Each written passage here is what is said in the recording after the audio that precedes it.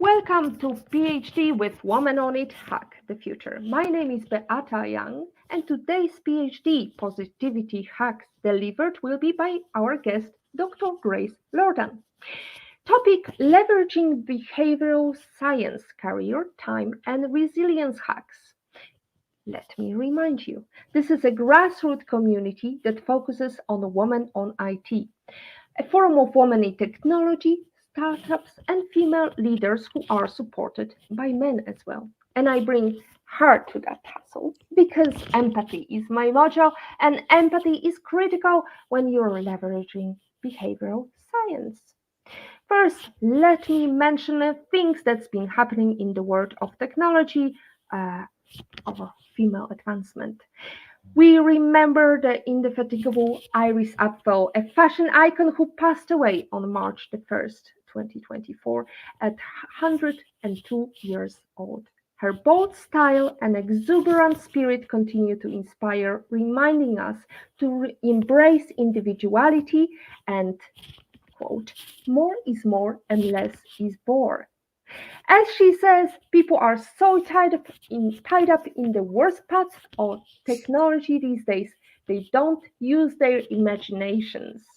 I encourage you all to use your imagination and celebrate uh, Iris.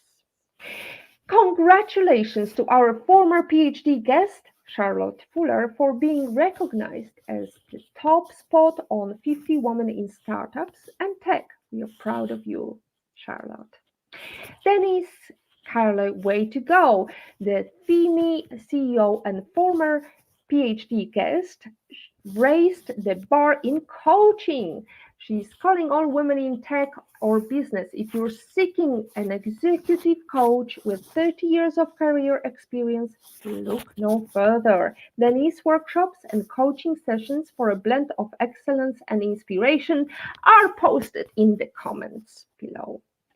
Congratulations to Juliet Albert, front-end developer, on completing her expense tracker project hosted with Vercel. This app is valuable tool for individuals struggling to manage their expenses.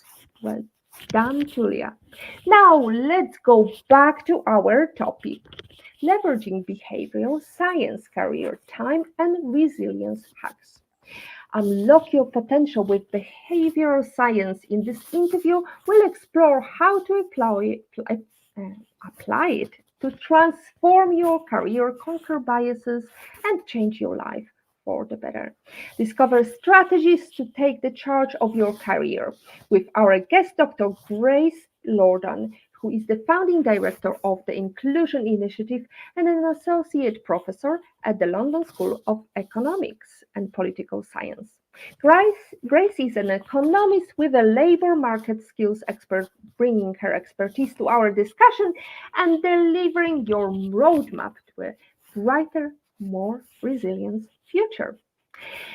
Grace, where in the world are you joining us from today? So today I'm in London, and I should say, which isn't part of my bio, my first degree is in computer science. So I feel like I'm at home. Oh, fantastic! We love the fact that you have pursued your career, even though it's not necessarily in computer science. So why did you choose a different career path? So when I left my university degree, there was the dot-com bubble burst. So the economy wasn't so great, but for economists, there were many jobs and not so many for computer scientists. So it's pure bad luck that I haven't had a illustrious career in technology. But if anyone's listening and they're hiring, I'm always willing to take opportunities and maybe come back. There you go. Absolutely. She's up for grabs. Now, speaking about behavioral science, here is another Iris Apfel great quote. I never had to look for confidence because I just wore what I wanted to wear. So, Grace, can you provide an example from your life or someone else's life where applying behavioral science principles led to a positive outcome? Yes. So if you came to the London School of Economics, and I hope you will, one of the first classes in behavioral science that we'll give you would introduce you to the fast brain. So the idea that we have two different thinking modes, one slow brain, one fast brain. The fast brain is unconscious, it's habit driven, and we spend about 80% of our time in the fast brain. In contrast, the slow brain is much more slow and much more deliberate. So behavioral scientists have examined the idea between the fast brain and the slow brain to uncover a number of biases. And one that's really interesting to me is confirmation bias. So the idea that us as individuals, teams and organizations are at a deficit because they too often engage in confirmation bias, which implies that we seek out things that confirm our existing beliefs. For me, one of the best things that I've done for my career is circumvent confirmation bias. And I've done that by surrounding myself with a challenge network who is very diverse. They definitely are my critical friends. And they are the people who I go to them when I have an idea about where I might want to go, or I have an idea about a bad thing that's happening to me. And they definitely don't confirm my bias. And I've gained a lot in confidence from having these discussions, but also a lot in opportunities. So I'd encourage anyone who's listening to circumvent their own confirmation bias by getting a challenge network. Challenging network, but also, Grace, I'm wondering, because during pandemic you didn't have that much opportunity to communicate with others unless it was a screen. How did you tackle that obstacle of still being, in your confirmation bias, and the world gonna end, and things are not looking so pretty? So during the COVID-19 pandemic, my challenge network actually grew more diverse and more global because people all across the world became open to having one-to-one conversations. So I think when I entered the COVID-19 pandemic, everybody but one person in my challenge network resided in the UK, from different countries originally, but they resided in the UK, and we would make times to meet up. During the COVID-19 pandemic, that expanded. So I now have people across all the continents in the world. So for me, it has been a gift, the pandemic, or there's been a silver lining that I've been able to make these connections that are global rather than just local. Well, that goes into a very funny quote, or a joke. If a husband is in a forest, can he still be wrong? That's another confirmation bias. Yes, So, can he still be wrong? definitely. There you go. There we go. Starting with some jokes with Dr. Grace today. We can definitely debunk some biases about a boring academic here. Now, if you're all alone, I mean, sometimes I'm wondering, because we live in Grand Turk. I'm actually tuning from Grand Turk today. And today we had a very exciting moment of tourists got lost. And it's really exciting moment because we don't see anybody for weeks in the end. So how can you tackle your confirmation bias if you're sitting alone and you don't really have that much opportunity to discuss with others, apart from, you have to go out of your comfort zone, or you have to seek some groups on Facebook and so on? Yeah, so I mean, I think very often when we select things to read, when we select shows to listen to, when we select social media to engage with, we choose people who are presenting, who are delivering the content, who are very like ourselves, who we identify with, who make us laugh, who ultimately confirm the beliefs that we have around the world. And again, if you're really serious about circumventing your confirmation bias in particular, really taking the time to spread your reading to books that would actually go against your beliefs. So if you're a conservative, you would read progressive, and vice versa. Equally on Facebook, if there are people whose beliefs that you don't necessarily believe in, why not listen to what they have to say? And I'm not talking about trolls, I'm talking about people who are making concrete arguments. I think this is super important in a society that's very polarized, but it's also a really good habit as individuals, again, to make sure that we're not falling foul to our own confirmation bias. Absolutely, and also making sure that you fool technology every so often, because all these algorithms are just there to feed you with more confirmation bias, so you can be in your small little chamber unaware of what is happening around you. Now we have a comment from IPOVIT, that's Patrick Young, speaking from the forest. That's my husband. There you go. Lol, lovely to hear your Irish accent, Grace, and inspiring comments. Fabulous. Thank you so much, Patrick. I hope there will be some questions for Grace.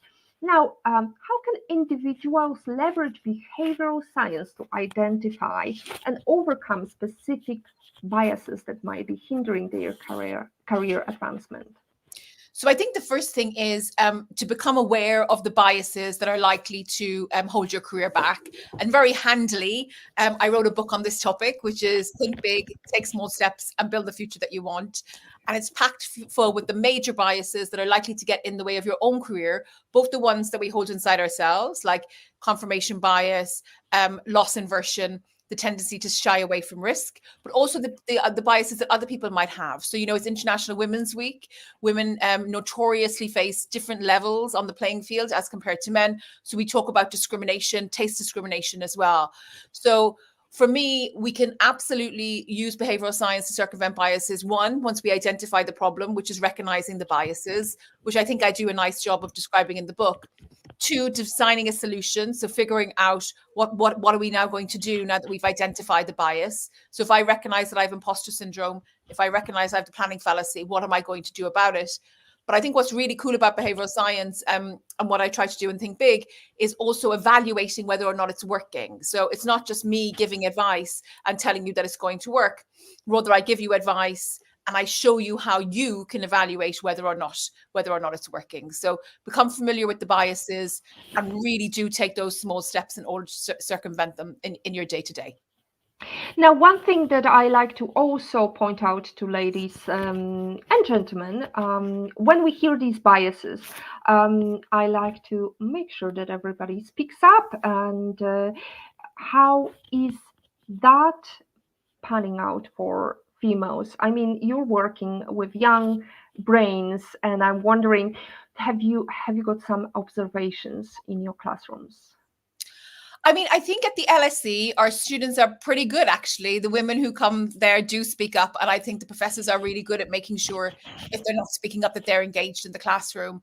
And I think if we can kind of replicate that ethos in other environments, if I'm somebody who's leading a group, like a professor leads a class or a chair is leading a meeting, it is absolutely my responsibility to equalize opportunities, visibility, and voice in that scenario.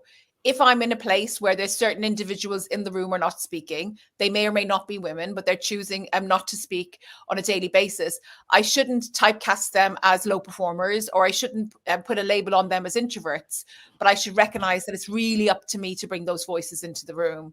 And I think if all of us who are kind of who are listening today and where this live actually reaches took that time when we're sitting in the room, whether we're the chair or not, to make sure that there aren't people who are excluded and to nudge participation, then some of the problems that women have in the workplace would actually go away. Right, that's easier said than done, because how do you bring these voices? What do you do? Again, you can think about ways in which you can conduct the meeting where we don't let the dominant people rule the conversation. So I've been asked a number of times, it's 117 actually, to go to companies to give confidence to either introverts and or women so that they speak up in meetings. And I always ask, because I don't do that, by the way, so please don't email me for that. It's not a service I provide. But I always ask when people contact me about this, what are you actually doing to quieten the extroverts? So the chair of the meeting can do a number of things. There's some easy hacks where the chair of the meeting in the very beginning can say, I'm here today to listen to lots of new ideas. I don't want repetition. And I'm going to make sure that everybody has 5 minutes to speak. So that means if you speak longer than 5 minutes, I am going to cut you off. But I'm hoping that it will bring everybody into the conversation. And that simple prime has been found to be very effective to make the people who dominate the conversation become much more concise, so they still get to participate. But equally, it also signals that this particular person really wants to hear from all the voices in the room. I think the second thing is there's lots of other gimmicks along the lines of these primes and hacks that people can use. But the chair of the meeting has to really be listening to the women when they speak up, really taking on their perspectives. It's very rational for me as an individual to stop talking, stop going to meetings, stop engaging if I'm being ignored. So along with the commitment to prime a better meeting, there has to be a commitment to hear the voices and enter them into the decision-making and the ultimate conclusion of the meeting. Hmm. Well, if I'm being ignored, then I'm sure there is a behavioral science to encourage you still to speak up or to raise your voice, even though you feel like giving up after several times of being ignored. What are these tips? Well, I think, Peter, if I'm in a room where I'm routinely being ignored, I do think that you should think about, is there another room that you should be going into? So if you have a manager who doesn't hear your voice, who doesn't include you in decision making, who doesn't give you opportunities, who doesn't give you visibility, I would actually be looking to change who your manager ultimately is. I think there are tactics about speaking up. So people can speak up, for example, and they can say when they're when they initiate their conversation, I have 3 points to make. So that will prime people not to interrupt them until their 3 points are made. I think another way of speaking up that tends to be very effective is to look to what is the example that has come before you, reiterate that example, and then put your new idea into the meeting. But all that said, I think if there's an effort for your voice to be heard, particularly if you're earlier in your career, please do think about leaving the organization and or leaving the manager within the organization and finding another opportunity. Life is too short for you to become a coach for a manager who ultimately isn't doing the right thing. Mm. Life is too short, and also our live stream is too short to avoid any questions. And we have great questions from Patrick. Confirmation bias, a big issue in polarized and island nations. Phew, thank goodness that doesn't apply to our homeland then. There you go. And another, agreed in sharing. Patrick says, as I specifically make it a priority to bring in the person who hasn't spoken. Also encourage the most expert to speak first on a topic, as that calls the any topic talkers. There Wow. you go.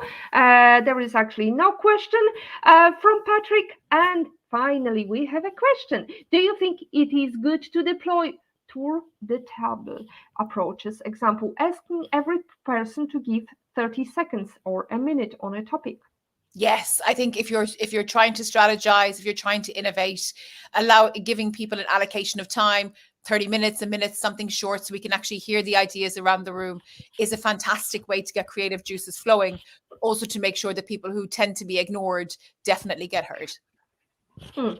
Speak about confirmation bias. I am going to be the devil's advocate here, and I wanted to ask you, Grace, if everybody would come with the background of education from LSE, that would be still confirmation bias, and not really diverse brains here, because they are the likelihood of them coming with the same perceptions from Dr. Grace, for example, can be detrimental to diversity, right?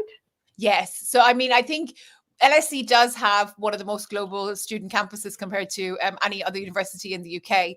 But that all said, within a university, there will be a particular culture. And within that culture, it will help shape people's preferences, values, and beliefs. And when we think about diversity, we're going beyond, taking a picture that actually looks diverse. We're looking for cognitive diversity. So again, a good strategy when people are hiring is to look for a real spread of universities across the world if your labor market actually allows it. But very few companies actually do that. They tend to have target universities where they hire from. So again, to the point that's just been made by Beata, this ultimately will cause not just confirmation bias, but a push away from the diversity that the firm might actually benefit from. Fantastic. Thank you for your great words of advice. And now let's go to thinking big. Beyond thinking big, can you share some practical strategies based on behavioral science to help individuals set and achieve ambitious career goals? Yes. So one of the first things is really to pay attention to time. So how you are spending your time, and doing an audit of your diary can really help with this.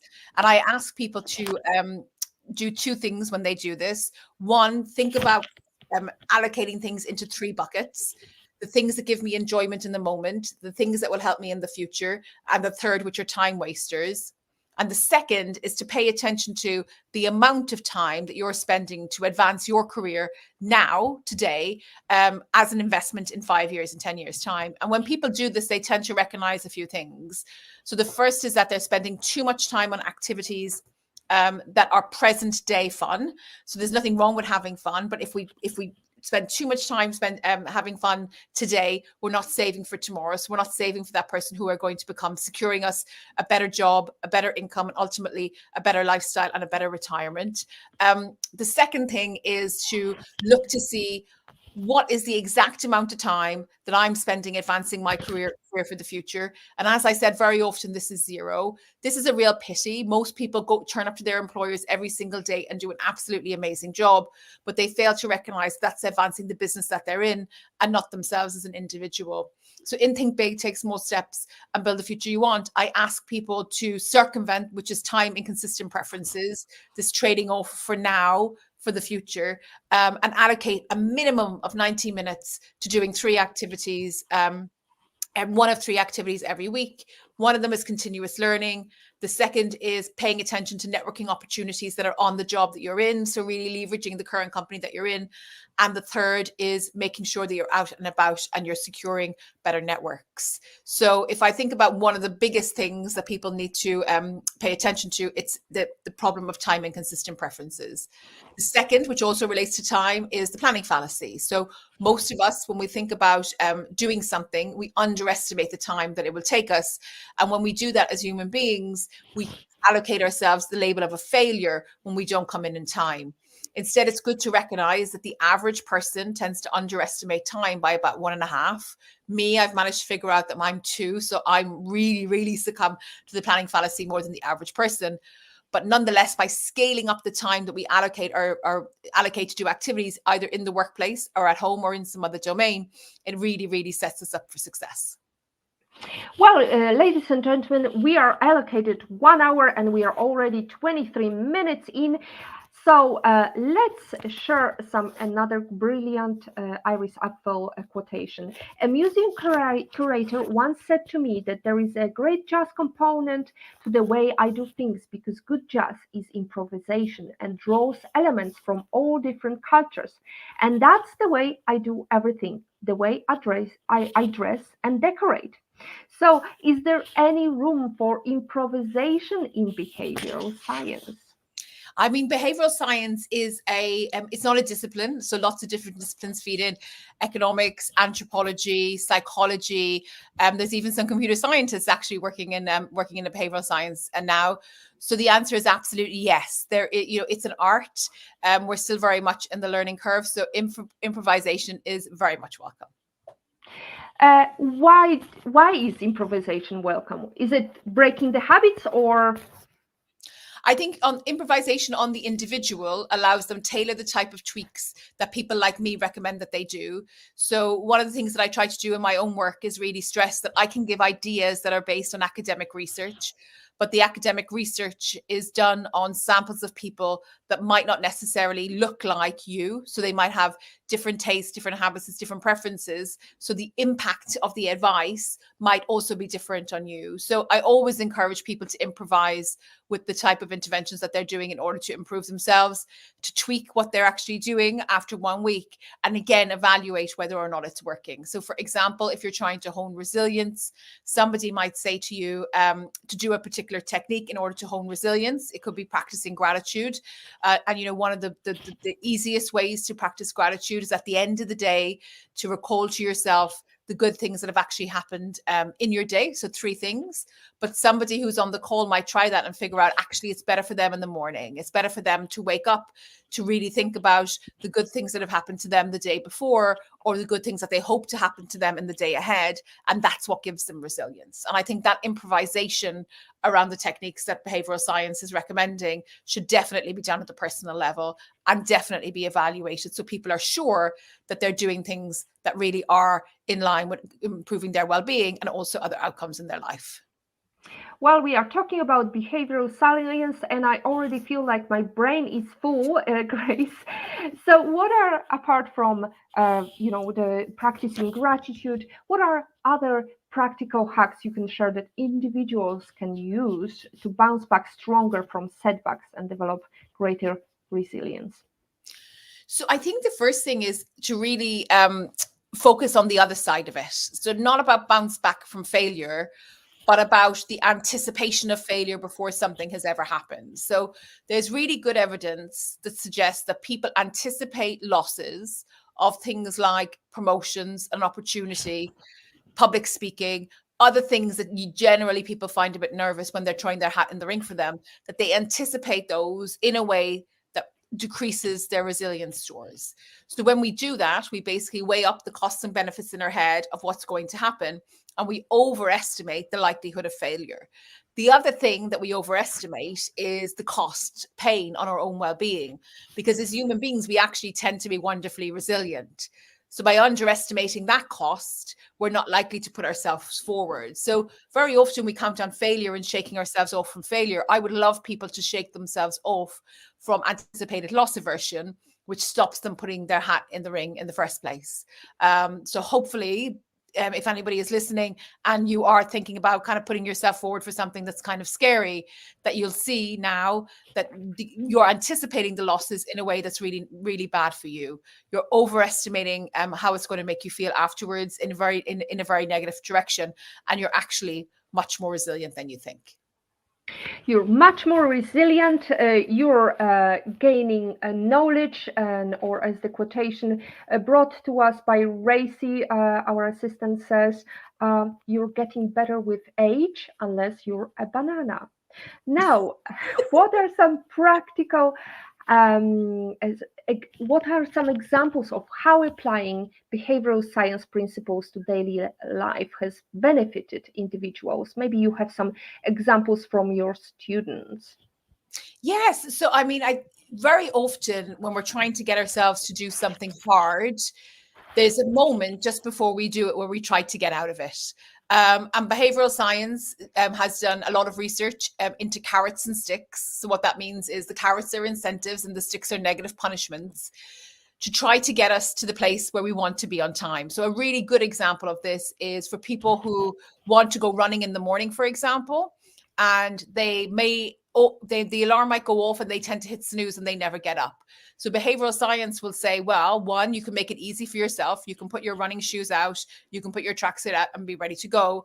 But the second is that you can also give yourself incentives. So if I show up to run 5 days a week, I'm going to get that lovely massage that I want at the end of the week, or some other treat that the person might actually might enjoy.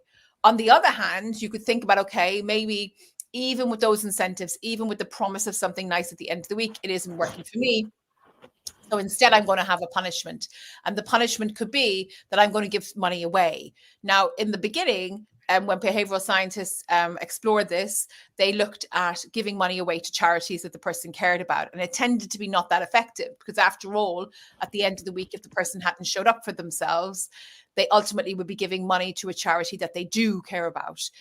So they flipped that on its head. So they now that there's this idea that you commit to giving money to giving money to a cause that you really hate. So if you're somebody who's anti-guns, for example, you could give it to the National Rifle Association, and that has been shown to be very effective. So very often we will end up doing absolutely anything to make sure that we don't go against our beliefs and values. So what I would say to people, whether it's in the health domain that I described, in the career domain, which is what we're talking about this evening, if you're finding it hard to do something and get something done, really think about carrots and sticks.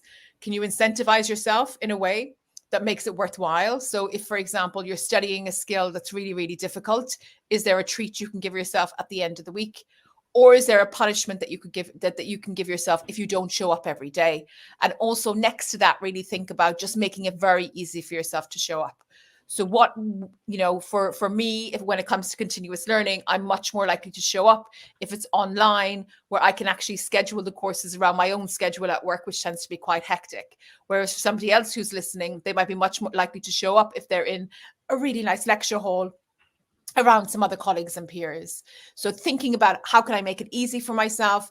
How can I improve the benefits and how can I improve the costs? In what ways can behavioral science insights be applied in personal relationships? Because, I have some girlfriends who say, oh, they will never find a good partner. They are spinsters and they are well past the age of being attractive. What would you say to them? I mean, firstly, I think that people are nobody is too old to find love. I will say I'm really speaking outside of my own expertise, but it does seem like an important question. So I will tell you what I know about this literature. The literature on matching is actually really boring. So what most of us can do, which is the best for us, is to match with somebody who's very like ourselves. So rather than seeking differences in people, which a lot of people do when they're on the romance market and they end up feeling very exhausted from it because it doesn't work out, look for somebody who's very similar to you. I think now, because of technology, this has been made very easy. There's lots of platforms for all different types of people in society that are based in tastes and preferences. And I think you should just get out there. I think you should kind of just get out there, meet some people, and hopefully it works out. But at the same time, it's possible to live a full life even without a romantic partner. So definitely not my area of expertise, but I have a lot of hope for anybody who wants to find love. Oh, absolutely. It's not about lowering your standards. It's about looking at positives. Because if you look at positives each day, every day, you're going to find them. Now, are there any common misconceptions about behavioral science that you would like to address? I think having the word science, just like in social science in the title, suggests that there is exact answers that can come out, and maybe we'll get there eventually. I think we're very much in kind of an early stage of development. What I think behavioral science does very well, though, is it speaks about tools that people can use to make their lives better, and the second part, how you can evaluate those tools. So if you are to use behavioral science, I'd really encourage you to be both skeptical and curious, and making sure that any changes that you're making, you are evaluating yourself. Mm. Now, speaking about confirmation bias, I want to go into the fact that so many people are talking about technology as being the bad, especially artificial intelligence. It's going to destroy jobs and so on. And we've seen it before. We've seen with every technological advancement, there is also naysayers as much as enthusiasts. And, what would you say to those? Is there much threat from artificial intelligence or technology, or is there some explanation why people see the negatives more than the positive side of things? I think when we look back on the third industrial revolution, where we had the introduction of robotics into the labor market and also into our homes, people really reacted in quite a similar way that they're reacting to artificial intelligence. So there were people who were very excited about the technology, what it would mean for the labor market, and then there were people who were less excited. So I'm really not surprised that we're seeing this with the advent of AI. The one thing I'll say about artificial intelligence that bothers me slightly is we do have this extraordinary powerful technology that is being launched on that's being launched into economies across the world. We don't really have a clean idea about what it's going to do to those economies beyond knowing for sure that it's going to replace some jobs and make other jobs much more efficient. What scares me slightly is that policymakers aren't having a really good conversation about how to capture the rents from this technology. So what that means is that if I am somebody whose job is lost because of artificial intelligence, you would think that the artificial intelligence that's replacing me would pay a fee to the government to cover the options for upskilling. So for me as an individual and also a behavioral scientist, I'm definitely not surprised that there's these differing views. I think always when there's big changes, we will have people on both sides of the fences. I think what should be worrying everybody, though, is that these conversations haven't yet reached a place where we have policies around the new technology that will safeguard the losers and make sure that there are some winners. But when people do win, they are giving fees back to the government to cover upskilling and other things that we're going to need. Great answer. Thank you so much. We are talking about behavioral science, how to apply tips and hints on everyday life to increase our satisfaction. Now, are there any ethical considerations to keep in mind when applying behavioral science techniques to influence others' behavior? Yes, I think the short answer is yes with a full stop. Going back to the 70s and 80s, many of the psychologists that would inspire behavioral science today did experiments that were very questionable, where they influenced people to do things that weren't in their best interest, where they created environments where people would have had these extreme negative emotions that they otherwise wouldn't have had. And I think one of the best things that have come into universities for behavioral science and for all other disciplines is thought and consideration that goes into ethics. So for us, for any research project that we do, we need to submit ethics to the LSE. LSE really has a do no harm policy around the conduction of research, to the extent that they would reject something where they thought that somebody might be harmed, not just physically, but also to do with their well-being. So anytime we're doing research on human beings, we need to think about vulnerabilities. So whether people who are in the research are more likely to be vulnerable. So for example, children, but we also need to think about the negative effects that are happening with experiments and other interventions that researchers are doing. So I would be very skeptical of anybody who is conducting research that hasn't had an ethics board in a recognized institution or recognized organization scrutinize the project, give feedback, and then give approval. And how can individuals differentiate between helpful behavioral science strategies and potential harmful manipulation tactics? So for me, I always think you should look where the power is. So if I'm getting involved in an experiment, am I the person who is in control? Am I the person who has the power? Am I the person who has the autonomy? And if the answer is yes, I think you should feel okay about it. If the answer is no, I think you should walk away. So a really good example of this, of an application of behavioral science that I like this in another field, is the apps that now a lot of banks have where they show you where you're spending your money. So they'll say to me, Grace, you're spending 20% of your money on coffee, 30% on clothes, 20% on rent, et cetera, et cetera. And why I like that is because it's informing me that as I go about my day to day, as I'm in my fast brain, as I'm in my unconscious, I'm spending on things that I may or may not really want to be spending my money on. My bank gives me no advice on whether I should change my behavior. It just gives me that data, which is really powerful. So sometimes I will look at it and say, actually, it's really interesting that I'm spending so much money on that segment of my life. And that's not really where I want to be putting my money. So any intervention where you're helping the customer get more information, making information salient to them, that they otherwise would not necessarily have salient, and kind of circumventing information overload, I'm a fan of. Well, I'm a great fan of Duolingo. I'm practicing their languages, and using their gamification model is definitely keeping me abreast on everyday behavior. Can you see any other apps or tools that are increasing chances of success in behavior? I mean, I'm not a huge consumer of apps, so I'm probably the wrong person to ask this question. I know this is a huge market, though, because I know that because these apps are marketed to me. I think if you're a user of these apps, given that they're taking your data, you really do need to think about, is it giving me is it giving me advantages in my life, and am I the person who holds the power in this situation? I would move away from any apps that's selling you things. But yes, I think apps that can help you track habits, track goals. I use paper, so I'm extraordinary old fashioned in this regard because I like to be offline. But really, really considering the apps that you've downloaded onto your phone, whether or not they're giving you benefits and whether or not they're trying to sell you things, is a good way to discern whether or not they're good for you.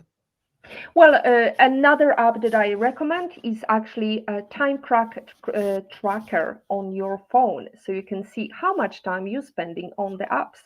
There is also a time tracker on your laptop, so you can see how much time you're spending reading through Daily Telegraph, or whatever you're reading.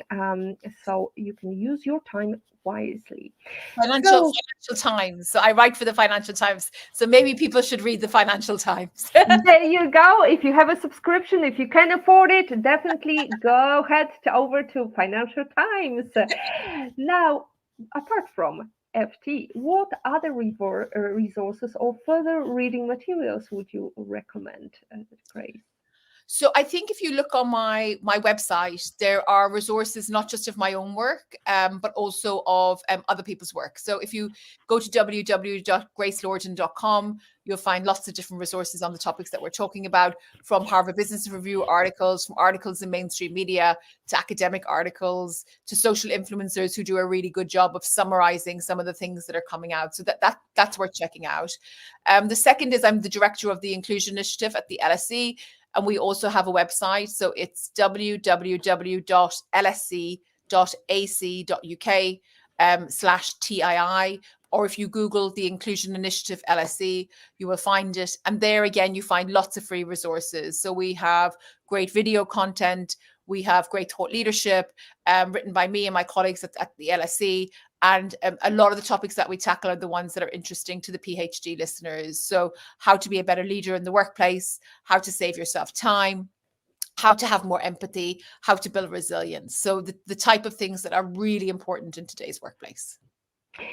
And if you want to study behavioral science and become like Dr. Grace, what would be your advice apart from probably joining LSE?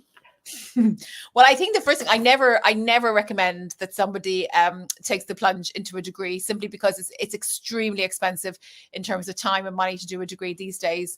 I think the starting point before you decide to commit to a degree is to check out the free resources. So, I mean, on Coursera, there's amazing free resources where you can look at courses on behavioral science. In the at the LSE, we have lots of different short courses. One of mine is Inclusive Leadership through Behavioral Science. That's an online course that you can do, and it brings you together with people in an online space, an amazing virtual campus from all around the world.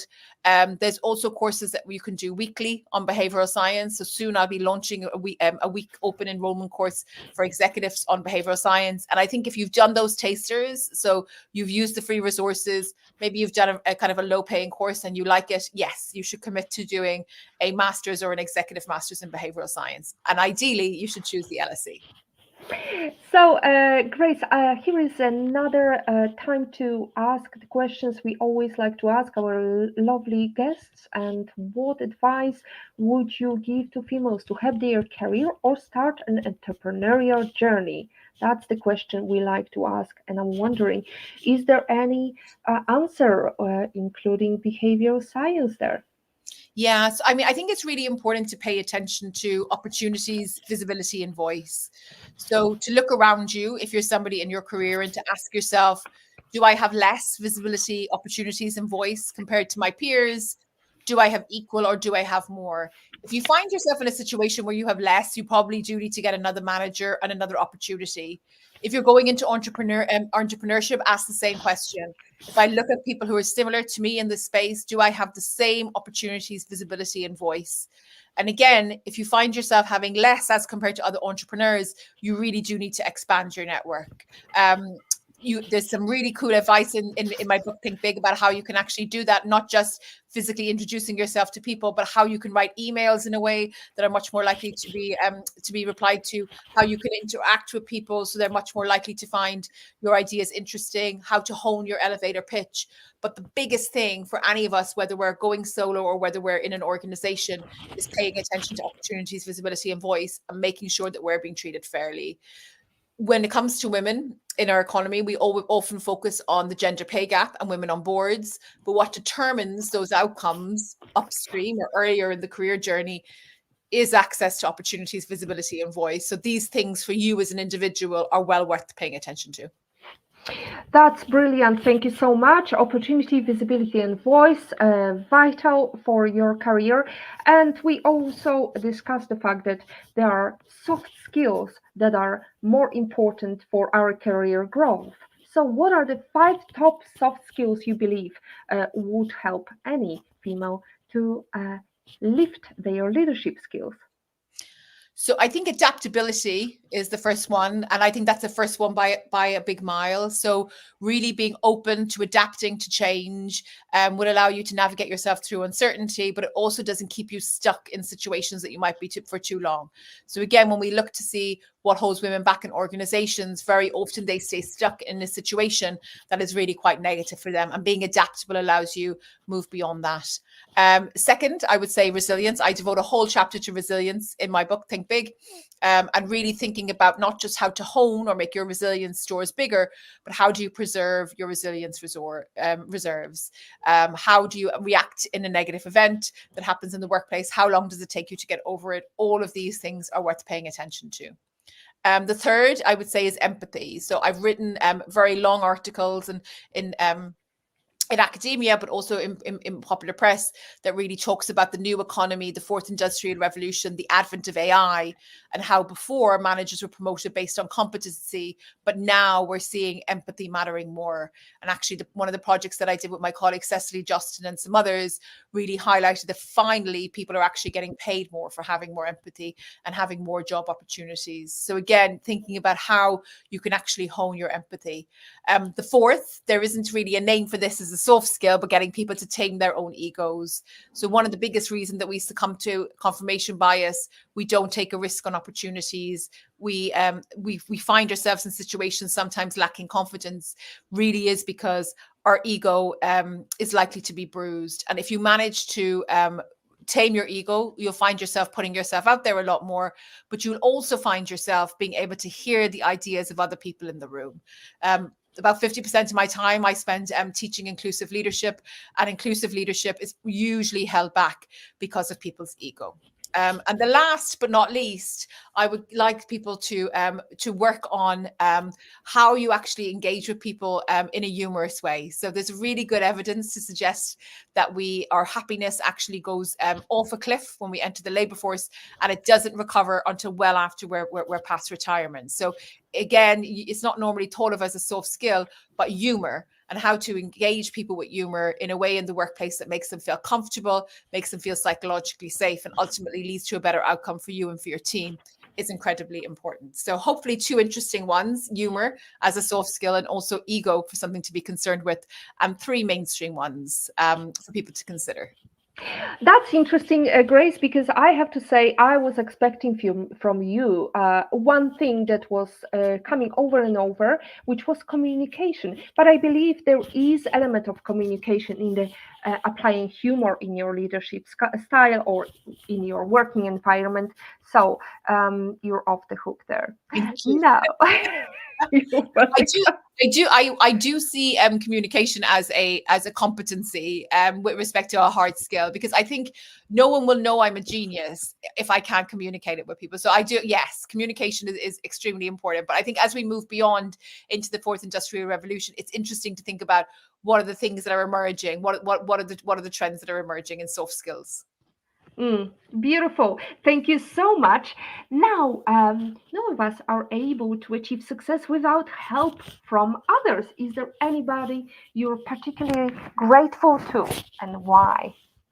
Yeah, I mean, for me, it has to be my mom. So I wasn't a particularly good student in school. I wasn't particularly interested in school.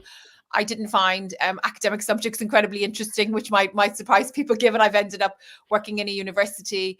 And my mom really taught me the habit of consistency, which I think is the unsung hero of success, where I would have to show up, study, put in time for subjects that I don't like. And I think learning that from my mom very early in life has led to me having consistency as a trait now, which really has held me in good stead. But again, I kind of iterate carrots and sticks in this regard, because even though my mum wasn't a behavioral scientist, she definitely used incentives and punishments in order to get me to do my study. So if you are kind of struggling with being consistent around a particular domain in your life, whether it's your career, whether it's your health or something else, do think about this idea of carrots and sticks to get you going. Carrots and sticks to get you going, and we are going towards the end of our Wow. live stream. Now, Grace, thank you so much for raising another for being a daughter of another great example. Having great role models definitely helps along the way. So how is behavioral science there applying the role models into action? So you're asking, why are role models important through a lens of behavioral? Yes. Well, is there any behavioral science outcomes from applying role models in Yeah. your life, or having these role models as a great navigator for your career? No, absolutely. I mean, role models as a theory within behavioral science links to the standing ovation model. So if you're in a theater and you're sitting in the front and you've seen a play that's really terrible, you can do a really cool experiment by standing up and clapping and giving a standing ovation. And what you'll find is that even if the play is absolutely terrible, lots of people will stand up also. So for me, when I think about role models, I look to see who are the people who are in my line of vision, who I would like to meet, who I think that I have something to offer them, because I think these connections are reciprocal. But equally, I ask my challenge network, who do you think that I should be meeting? Who do you think can be a role model for me? And having visibility of people who have ended up in a job that I would want to do, have ended up in a place that I would want to go, has been really inspiring for my career, and also really informative. Fantastic. Well, we are full packed with lots of great advice from Grace. And now I wonder, what have you to say when we apply the great quotation by Eleanor Roosevelt? Women are like tea bags. We never know their true strength until we put them in hot water. In life, how are you in hot water? I think I'm pretty good. So I think in life, when something negative happens, I put it into two buckets. So the first is, will I think about this in 5 years' time? And if the answer is no, then I don't worry about it. If I conclude that I will be thinking about it in 5 years' time, I really give it a lot of consideration in terms of weighing up the costs, the benefits, and the risk. And I also go to my challenge network. So that technique, which I only started adopting about 5 years ago, has allowed me actually to say with confidence that I'm pretty decent in hot water.